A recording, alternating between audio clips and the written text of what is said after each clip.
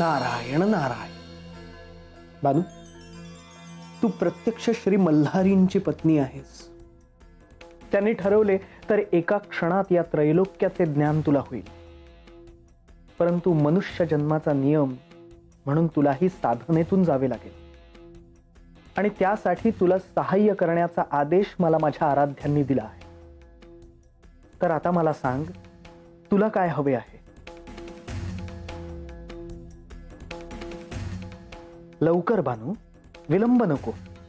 महाराज, मला आख्यानात समजून घ्यायचं आहे बघा. काय समजून घ्यायचे आहे? का म्या गेल्या जन्मात कोण होते ते. म्हणजे ध्येय ठरलेले आहे. आता ते साध्य कसे करायचे हे ठरवूया. जी. मी जे जे विचारेन त्याची उत्तरं दे. विचारा जी. आख्यान तर आजवर तूही ऐकले आहेस, परंतु आख्यान कुणाचे आणि का ऐकायचे आहे तुला? आता ते म्या कसं सांगणार महाराज? हेच तर ठाऊक हवं बानू.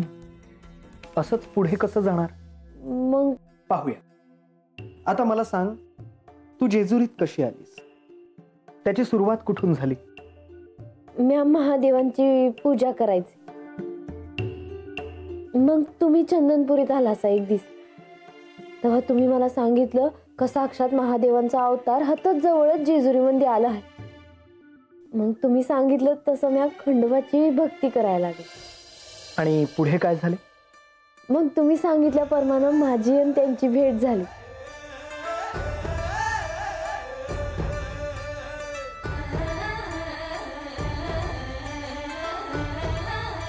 आणि त्या भेटीत काय झालं? ती भेट म्या कशी विसरल महाराज.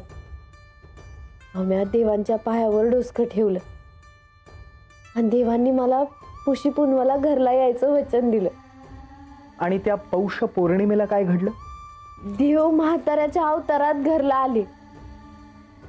कुणासनी बी त्यासनी ओळखता आलं नाही, पण मला त्यांचं दर्शन झालं बघा. या भेटीनंतर भविष्यात तुला महत्वाचे असे काय समजले? हेच का देवांचं लगीन झालं होतं आणि ते बी म्हाळसाताईं संग. नारायण नारायण. पुढे? मग नळदुर्गाला माझं आणि देवांचं लगीन झालं.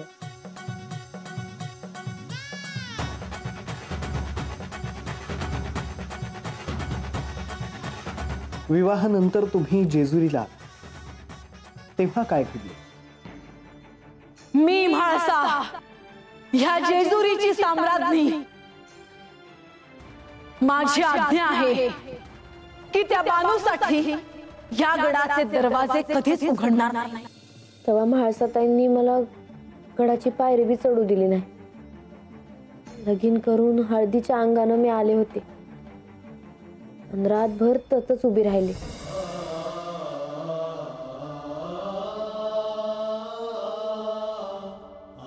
तर त्या दिवशी म्हाळसाताईसनी बघितल्यावर मला असं वाटलं की म्या त्यासनी ओळखते. हेच महत्वाचं आहे बानू. सांग बानू, सांग. आणि मग देवांनी मला ह्यो वाडा बांधून दिला आणि मग मी हातच राहिले. तर म्हाळसाताईंचा राग मला ठाव होता आणि काय करावं हेच मला कळना झालं. पण मग नंतर आख्यानाचा घाट ठरला जी. परंतु हे आख्यान असेच ठरले नाही, त्यात एक अट होती. वयजी, मला ठाव आहे. जिला गत जन्माचा अगोदर काय बाय ठाव होईल तिला घेऊन देव कैलासामंदी जात्या. नारायण नारायण. आणि आख्यान सुरू झाले. आता मला सांग, आख्यानातले महत्वाचे असे तुला काय स्मरणात आहे? देवांनी मणिमल्लाला मारायला अवतार घेतला हे ध्यानात आहे माझ्या.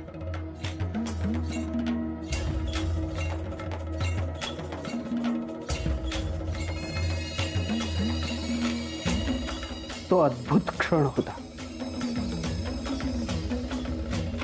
मल्हारी जगतानाथम त्रिपुरहारी जगद्गुरुम मणिग्धम म्हाळसाकांतम वंदेहम कुलदैवतम. परंतु या आख्यानाचे जे मुख्य प्रयोजन होते त्यापासून तू खूप दूर आहेस बानू. मला जे अपेक्षित आहे ते तू मला अजून सांगितलेले नाहीस. मग मला पार्वती देवींबद्दल समजलं जी. आणि मग मला हे समजलं का म्हाळसाताई आणि माझ्यामध्ये गेल्या जन्मात काय बाय संबंध होता. तर असा जर का काही संबंध होता तर मग त्या आता माझा इतका राग का करतात. श्री म्हाळसा देवी आणि तुझ्यात सखीचे नाते होते, तरीही इतका राग. प्रश्न नाही पडले? पडले की. मग तुला कोणाबद्दल समजून घ्यायला आवडेल जेणेकरून तुला तुझ्या या प्रश्नांची उत्तरं मिळतील? मला पार्वती देवींबद्दल तुम्ही लय सांगितलं आहे जी, पर त्यांचं नाव काढलं का मला कसं तरी होत आहे. तेव्हा मला त्यांच्याबद्दल समजलं तर आवडेल जी. नारायण नारायण. बानू, आता तू आणखी एक पाऊल पुढे जा, म्हणजे आख्यानाला सुरुवात होईल. महाराज, पार्वती देवी कोण आहे ती, त्या गेल्या जन्मात कोण होत्या हे तुम्ही मला सांगा जी. सदानंद सदानंद सदानंद सदानंद. ही शिवलीला आहे तशीच ही भगवतीची ही लीला आहे. मी तुला उत्तरापर्यंत आणून सोडले आहे. आता हेच तुला गडावर जाऊन श्री खंडेरायांना सांगायचे आहे. वय महाराज. माझे कार्य झाले, येतो मी. तूही विलंब करू नकोस. नारायण.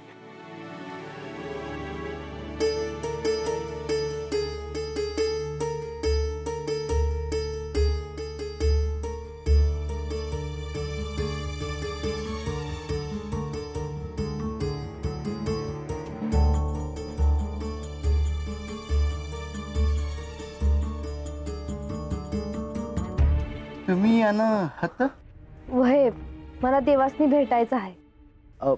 पर तुम्ही हत येणार हायसा हे देवीसनी ठाव आहे का? नाही. लहान तोंडी मोठा घास घेतो, पर हे देवीसने आवडायचं नाही. वय पर माझं कामच तसं आहे. म्या देवासनी सांगावा बी धाडला होता, पर त्यांनी काय सांगितलं ते नाही समजलं मला. तुम्ही आता कसं काय येणं केलायसा? काय काम होतं वय? अहो हेसनी देवासनी भेटायचं आहे. असं वय गणोबा, जा आज जा आणि देवासनी सांगावा द्या. काय रे, काय झालं? अहो देव आणि देवी एकत्र आहे ती, आणि सांगावा घेऊन गेलो तर त्या रागावतील माझ्यावर. असं वय, मग राघोबा तुम्ही जावा. हा अहो पाया पडतो मी तुमच्या, पण मला हे काम नका सांगूची. चुकून देवी रागवलं आणि मला शाप दिला तर काय होईल हो माझं? बर बर, तुम्ही थांबा आताच, काळजी करू नका सा. तुमचं काम आता मी आज जाऊन करतो. हा आलो बर का. आमची चूक पादरात घ्यायची.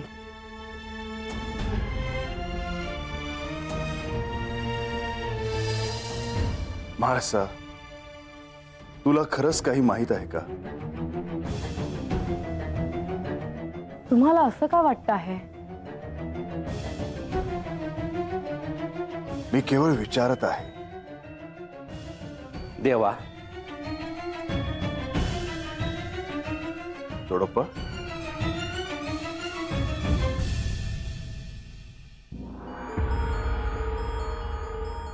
देवा, तुम्हाला एक सांगायचं होतं जी.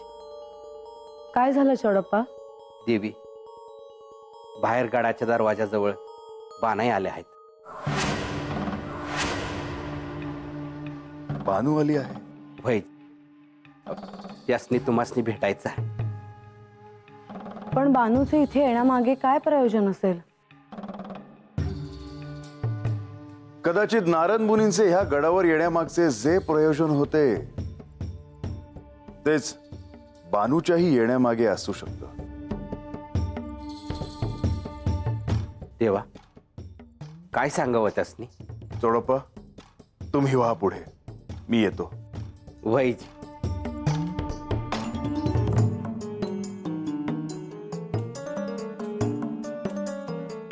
मी देखील येते तुमच्या बरोबर.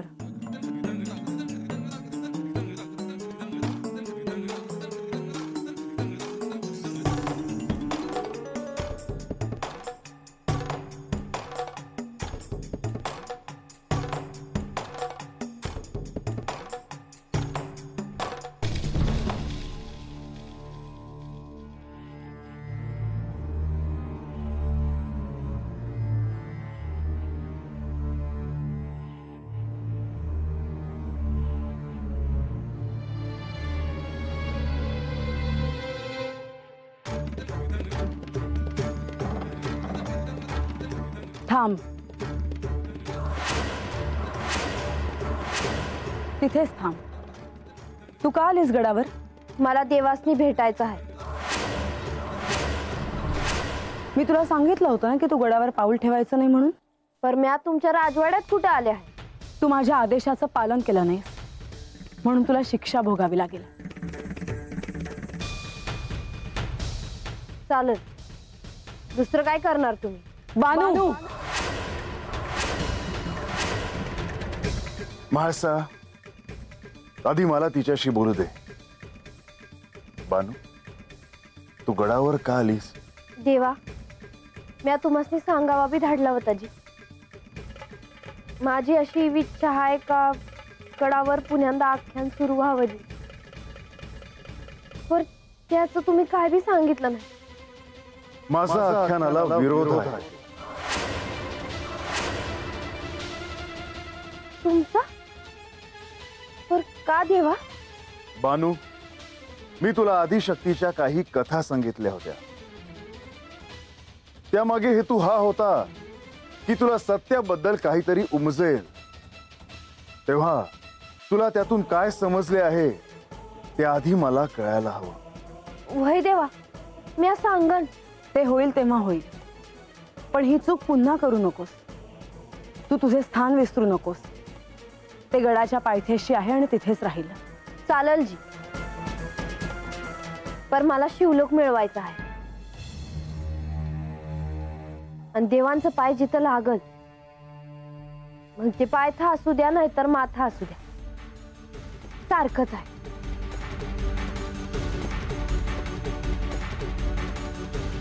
तुझ्यासाठी सगळं सारखं असेल, पण माझ्यासाठी नाही.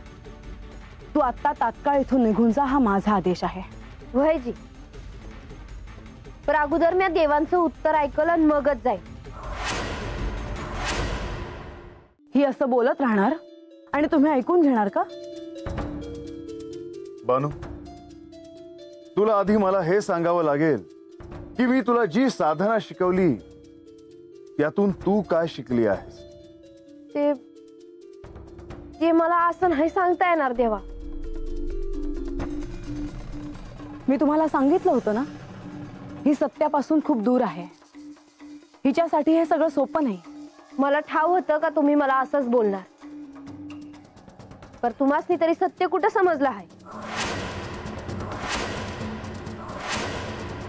मला वाद नकोय. बानू, मला आधी हे सांग की तुला आख्यान कशाला हवंय. कारण देवा, त्यातनच मी कोण हाय हे मला उमजल. मी गेल्या जन्मात कोण होते हे मला कळल. आणि जर मी आख्यानाला होकार दिला तर बानू, तुला कोणाची कथा ऐकायला आवडेल?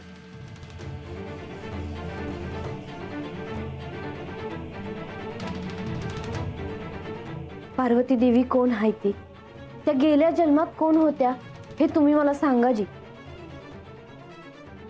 मी तुला उत्तरापर्यंत आणून सोडले आहे. आता हेच तुला गडावर जाऊन श्री खंडेरायांना सांगायचे आहे.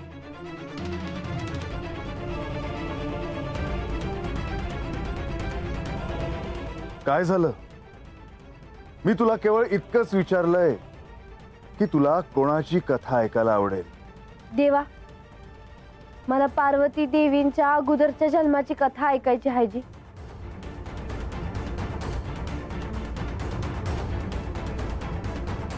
माझी सहमती आहे.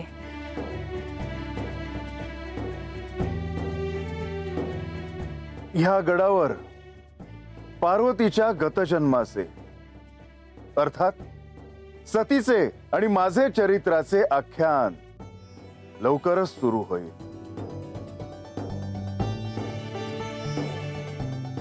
खरं सांगतायसा देवा?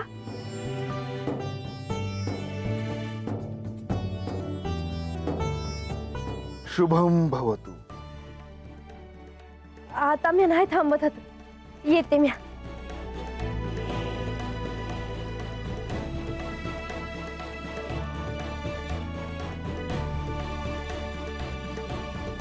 तू बानूला सहाय्य केलं होतंस हे मला ठाऊक होतं. हो, श्री विष्णू, श्री महालक्ष्मी देवी, नारद मुनी यांना सोबत घेऊन मी बानूला यासाठी तयार केला आहे.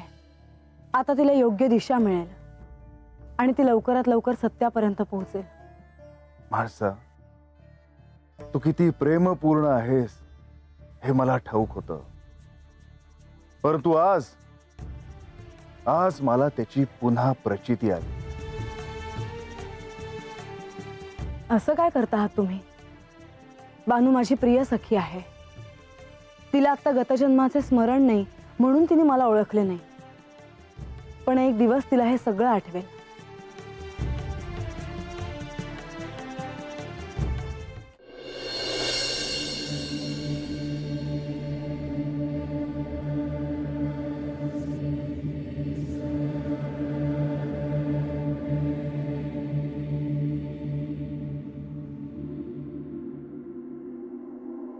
देवा,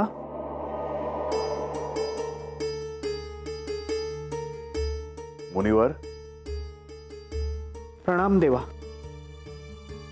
देवा, आपले दर्शन व्हावे अशी इच्छा मनी ठेवून मी आलो आहे. मुनिवर, तुम्ही याआधी गडावर आला होता, परंतु तुम्ही घाईत मात्र होता. नारायण नारायण. देवा, आता आपल्यापासून काय लपून राहिले आहे? माझ्यावर खरं तर हे दायित्व श्री म्हाळसा देवींनी सोपवले होते. मी केवळ माझे कार्य केले. तरी मी त्यांना म्हणालो की हे कार्य मी कसे करू, श्री खंडेरायांना याचा राग येईल. आणि तरीही तुम्ही बानूला सहाय्य केले, होय ना? क्षमा असावी देवा, परंतु त्यांची आज्ञा मी कशी मोडणार? मुनिवर, कदाचित तुम्हाला असं वाटत असेल की मी तुमच्यावर रागवलो आहे, परंतु नाही, तसे काही नाही. केवळ तुम्ही सहाय्य केले म्हणून बानूने आख्यानात कोणते कथानक ऐकायचे ह्याचा आग्रह धरला. नारायण नारायण. आणि देवा, हे तिच्याकडून आले आहे. मी केवळ संकेत तिच्या निदर्शनास आणून दिले. ठाऊक आहे मला, आणि म्हणूनच मी ह्याला होकार दिला आहे. मुनिवर, जे काही घडलं आहे ते उत्तमच घडले आहे, परंतु एक गोष्ट ध्यानात घ्या की तुमच्यावर आता फार मोठे दायित्व आहे. होय देवा, यावेळी आख्यानाचे महत्व निराळेच असणार आहे. या आधीच्या आख्यानात श्री म्हाळसा देवींना साक्षात्कार झाला नव्हता. यावेळी मात्र त्यांना साऱ्याचे स्मरण असणार आहे. होय मुनिवर, आणि म्हणूनच या क्षणी सर्वजण प्रयत्नशील असणार ते बानूला आत्मज्ञान होण्यासाठी. होय देवा, आणि यातून बानूला निश्चितच काहीतरी कळेल अशी मला खात्री आहे.